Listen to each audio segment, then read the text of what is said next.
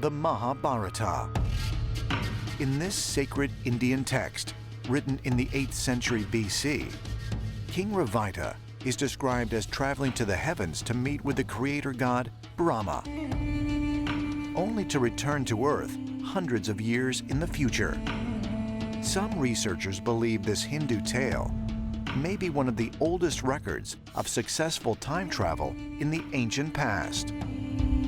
There's a story of a king called Ravayata, and he is taken into space to see the gods. And when he returns to the Earth, he finds that many ages have gone by, and it's been hundreds of years. And this is the kind of thing that would happen to space travelers and in time travel as well.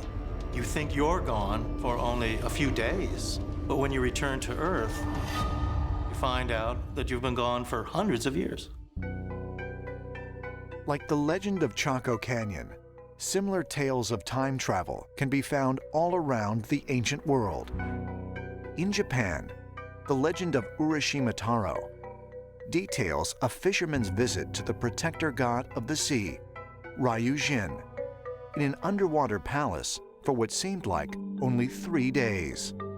When he returns to his fishing village, he finds that it's been 300 years that he's been gone. And his house is in ruins. Everybody he knows is long dead. No one remembers him or his family.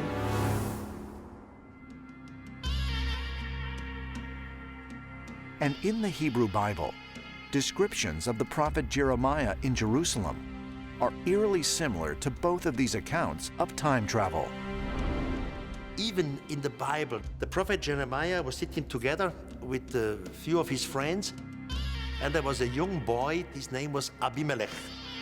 And Jeremiah said to Abimelech, "Go out of Jerusalem, there is a hill, and collect some figs for us." The boy went out and collected the fresh figs. Of a sudden, Abimelech hears some noise and wind in the air, and he became unconscious. He had a blackout. After a time, he wakes up again, and he saw it was nearly the evening. So he runs back to the society, and the city was full of strange soldiers. And he said, "What's going on here? What is Jeremiah and all the others?" And an old man said, "That was 62 years ago." It's a time travel story written in the Bible.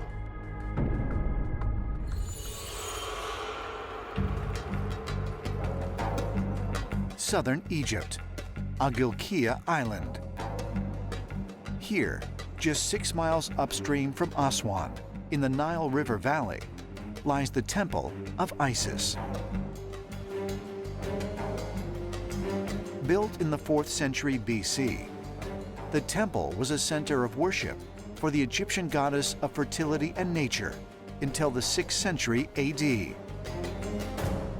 Isis became the most important deity which ancient Egypt ever had. She was married to her brother, Osiris, and together they really became the popular husband and wife to which everybody wanted to be like. She is seen as a symbol of life, whereas Osiris is seen as the deity who rules over the dead. And so, whether you are alive or whether you're dead, you can always identify with Isis and Osiris.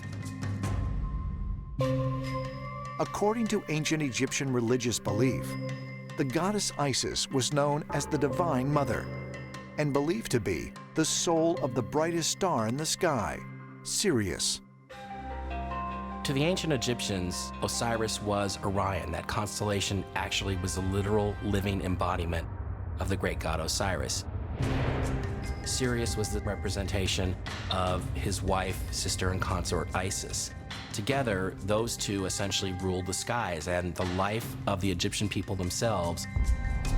Many ancient cultures, including the Egyptians, Chinese, the Greeks, the Japanese, all had beliefs and legends that our gods who created us have come from Sirius. And this star, extremely important star to almost all ancient cultures. This knowledge originally emerged in ancient Egypt and in Africa with the Dogon tribe, who taught that beings of light came from Sirius and created humankind. And it is clear that so many cultures possessed information about Sirius, and they single out Sirius apart from everything else. And it's got nothing to do with its brightness, it has to do with the fact that somehow Sirius is responsible for sending us emissaries who educate us.